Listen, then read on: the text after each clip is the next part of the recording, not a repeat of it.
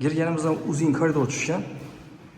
Ko'rib turganlaringizdek uzun koridor tushgan. Girganimizdan bu yerda prixoshga qo'yib bersangiz ham bo'ladi. Laminatlar döşelgen, hamma yeri döşelgen laminatlar tayyor holatda. O'ng tarafimizda bu yerda sanozeli, bu yerda tualet отдельно bo'ladi, eshik qo'yib beriladi bu yerda. Stollari qo'yilib, nasoslar qo'yilib, hamma ish tayyor, filtrlar ham qo'yilgan. Da потолка kafilatlangan eng qimmat kafiladan qo'yilgan do'stlar. Bu yerda ham sanozeli ham dushovoy qo'yibdilar.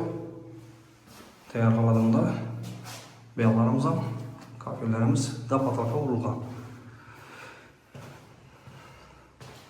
Her bir toşçu için avtomatla taşalgan dostlar. Görüp turganlaringizdek. Birimiz kuxnyamiz oladi. Kuxnyamiz ham tayyor holatda görüp turganlaringizdek. Pollari, laminat pollar döşelgen. Hem yerimiz çöplük pol dostlar.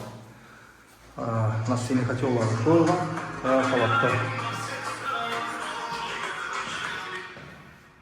Bu yanımızda spalnimiz oladi. Spalnimiz ham keng tushgan do'stlar.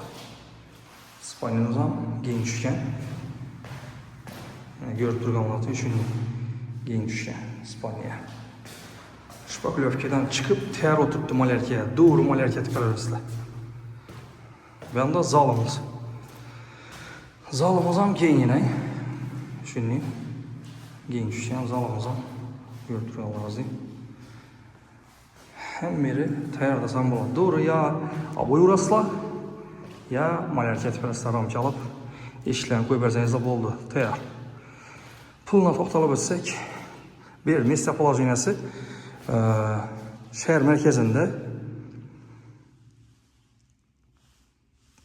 Medius'un yanında. Bir yan tarafımız Medius oldu. Bir yan tarafımız Medius oldu. Medius'un yanında. Tayyor.